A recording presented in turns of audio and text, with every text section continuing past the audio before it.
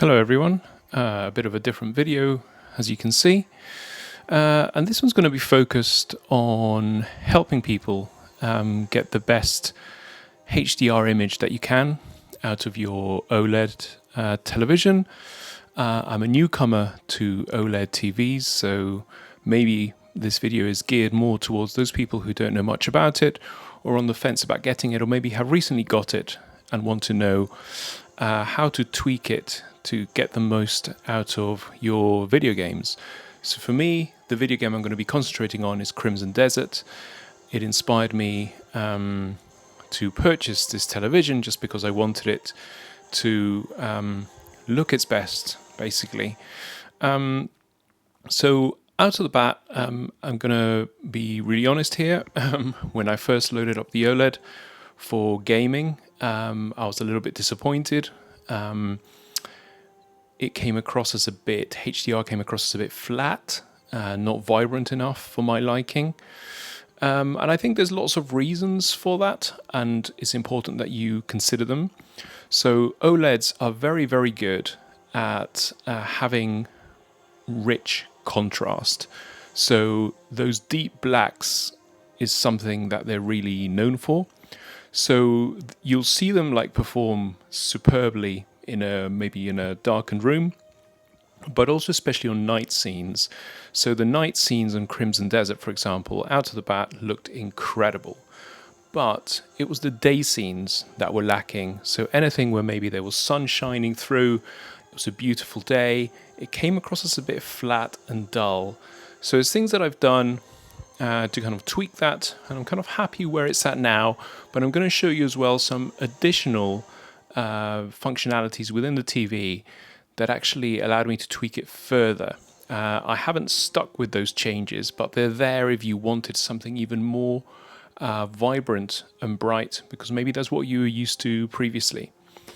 So there's a number of different things that need to work in conjunction to get the image that you want. One is obviously the television, the second is your PS5 in my case, and the third one is the Game Optimiser element of your television. So those three need to be singing from the same hymn sheet and really complementing each other, not fighting against each other, to give you the best opportunity to enjoy the graphics that you would like. And this video is all about graphics. I'm not talking about performance here. It's simply about how you want it to look. And the TV I'm talking about is the LG OLED B5, is their entry-level OLED. And I'm really happy with it. But it took me, believe me, it took me a couple of days of a lot of tweaking to get there. So I hope you find this information useful.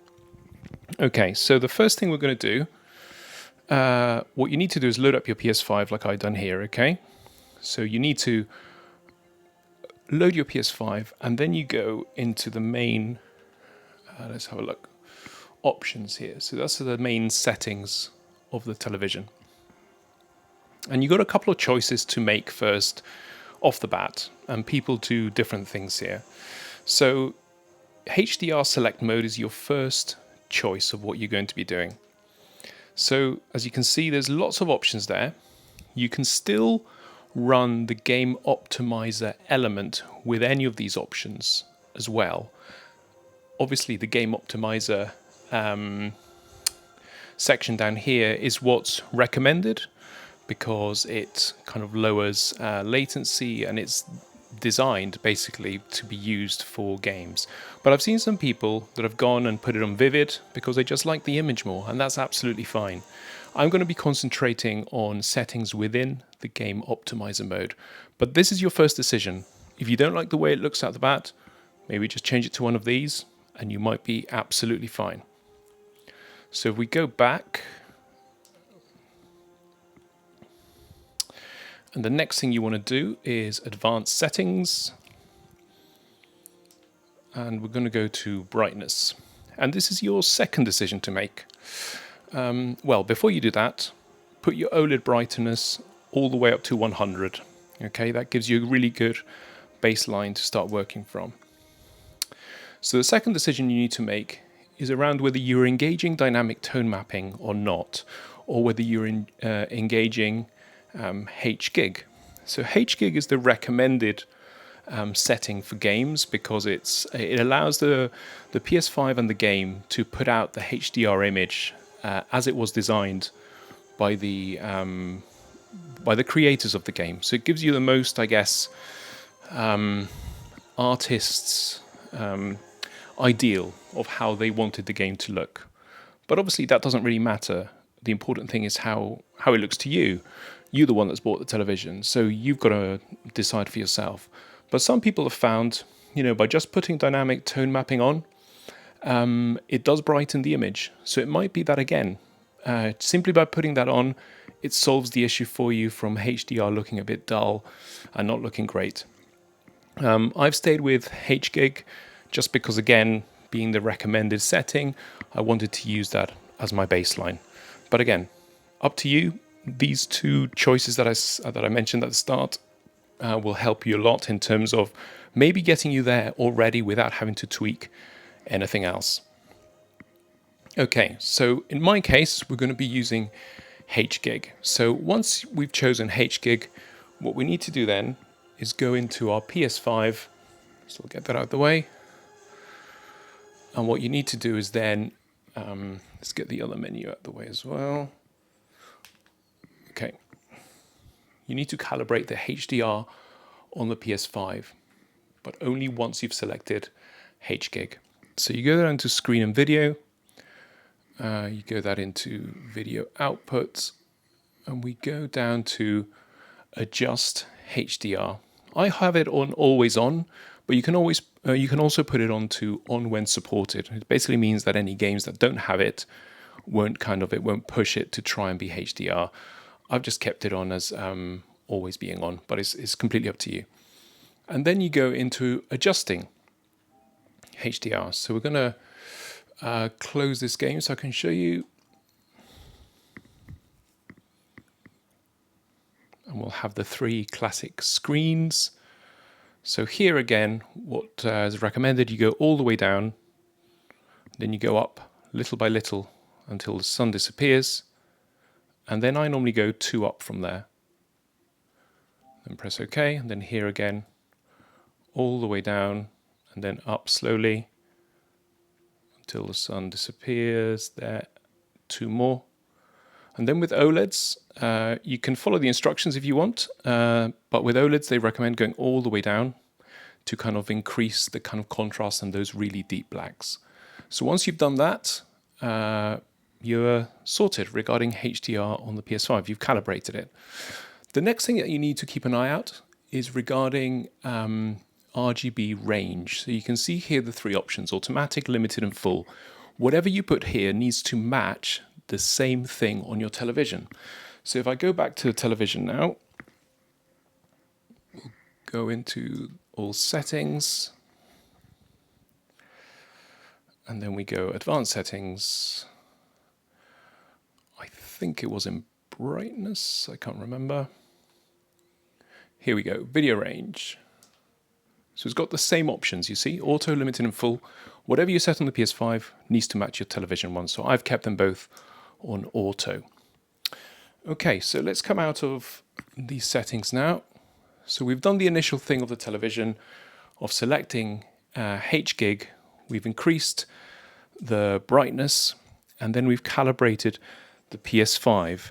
The next thing you need to also make sure that you do on the television, and I should have mentioned this at the start, is make sure that any kind of power saving options are off. So you don't want anything that's kind of messing around with the brightness of the image to be kind of happening throughout. So let's wait for this to load. And then once we get the game loaded, we'll be looking at the Game Optimiser options and tweaking that further. So let's start bringing that up. Press the game to start.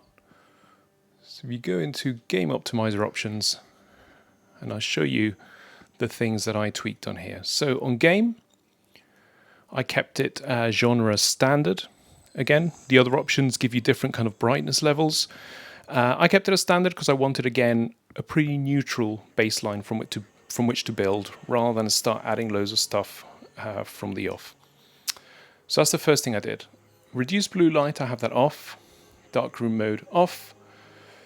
Then let's see if there's any other graphic options here. Kept that one to 0. Nothing more. Okay, so now we go to picture. Again, game genre covers across the two options. As I said already, kept that as standard. I didn't touch black stabilizer, white stabilizer. Game contrast, I put it on 100. So max it out to give you that kind of vibrancy between the darks and the clears. Game black level, I kept that at 50. Game sharpness was interesting.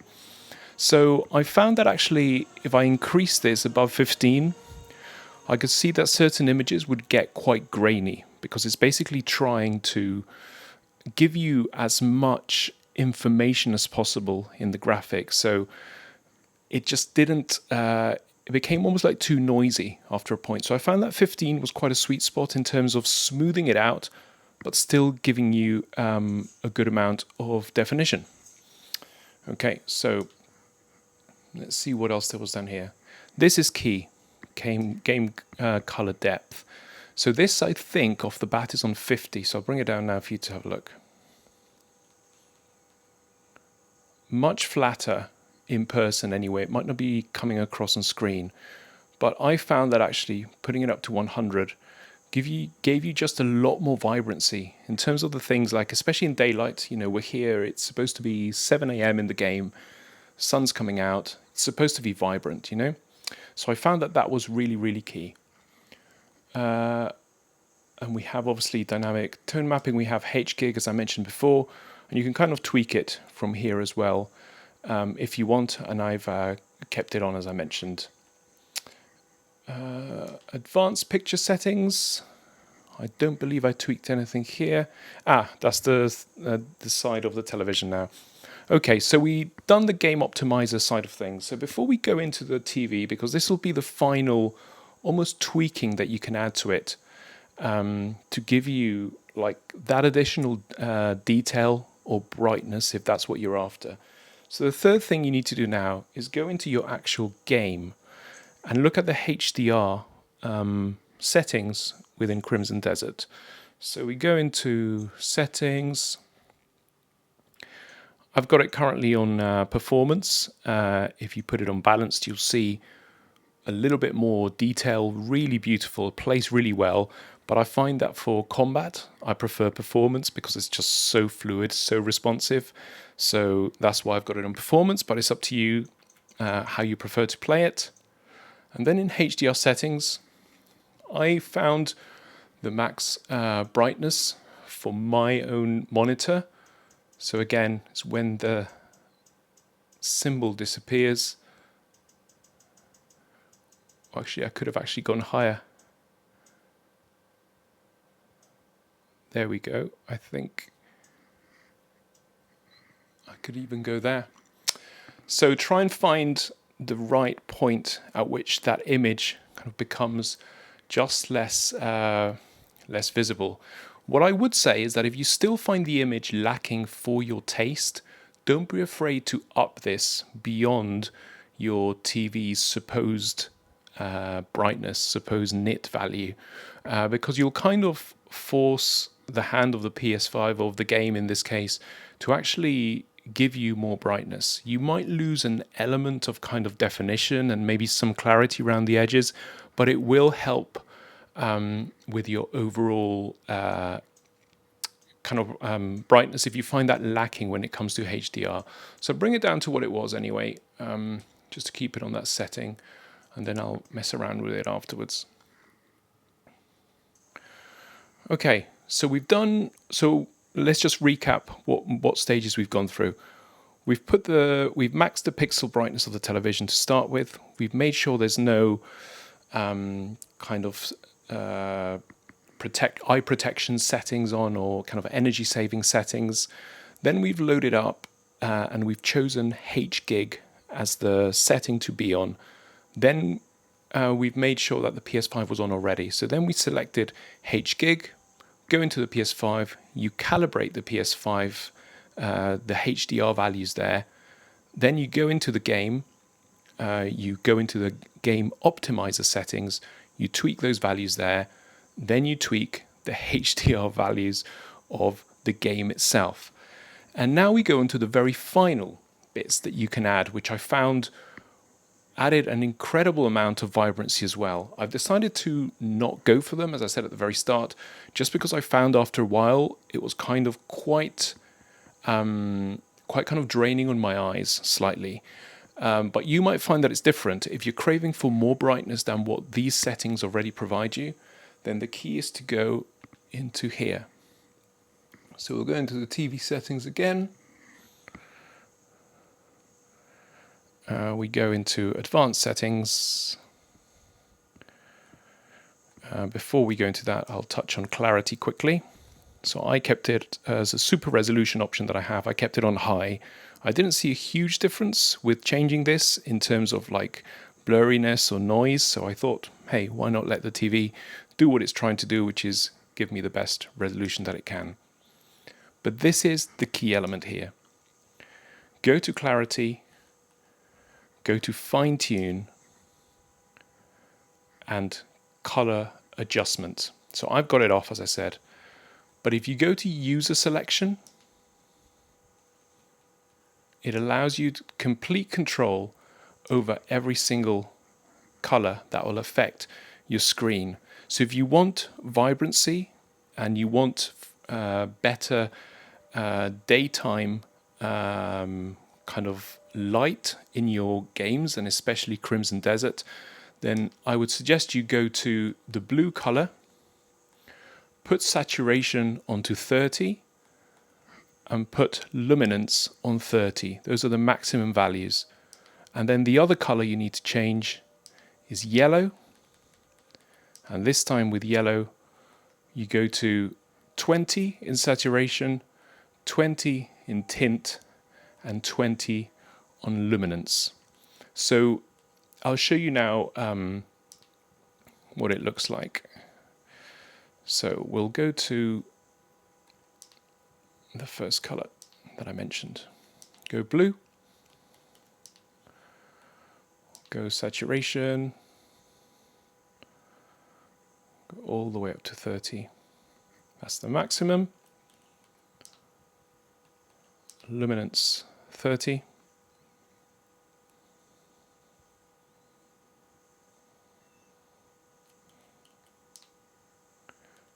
And now we go yellow.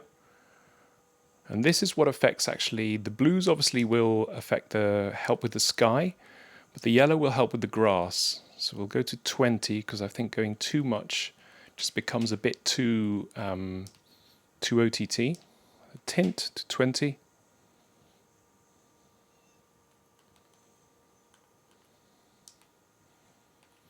And luminance to 20.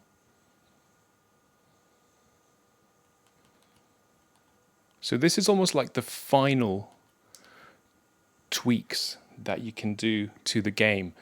And believe me, if you're not happy with the settings already as they are, you absolutely will be happy with these settings, because it'll give you, look at that, it'll give you clarity, but incredible vibrancy in terms of the skies, in terms of the greens, and it doesn't sacrifice anything from the night scenes. The night scenes will still have that beautiful OLED contrast and definition and those deep, deep blacks, and they'll still look absolutely stunning. But what this helps especially is just liven up those colors that maybe you were not sure about when you first loaded up the game with this TV or maybe another OLED TV. So as you can see there on the left, it's supposed to be a sunny day, 8:17 a.m. And look, it is actually a sunny day. It actually looks it. And as I said, the only reason I ended up changing those settings was simply because I found that after a while, personally, it just made my eyes go a little bit like, whoa, it's feeling a little bit too, I'm just getting and it's getting a bit tired almost playing the game for long periods of time, you might be absolutely fine, and it completely depends on what you're used to. So I was used to kind of a cheaper television before this that would basically just brighten everything. So for me, going from that to an OLED was almost like it was having to get used to almost the amount of different contrasts that it has, because I was used to having everything brightened. So, and it was a bit of a shock to the system at the start, because obviously things looked sometimes a little bit dimmer. But in time, I've come to really appreciate the kind of difference in colors, in the shade, in the darks, but still having that kind of beautiful definition and contrast that it is so well known for. So sorry about this slightly long video. Sorry for rambling a bit and kind of going here, there, and everywhere. But I wanted to share this with you because I've seen lots of things online, and I was following certain elements of it, but I wasn't quite getting there. But these are the settings that actually helped me achieve a picture, I guess, that I was really happy with, and be able to enjoy Crimson Desert like I imagined in my head I wanted to enjoy it with an OLED TV. So I'm absolutely over the moon, and I hope this has helped some of you as well. So thanks again for watching. Take care, and catch you all very soon.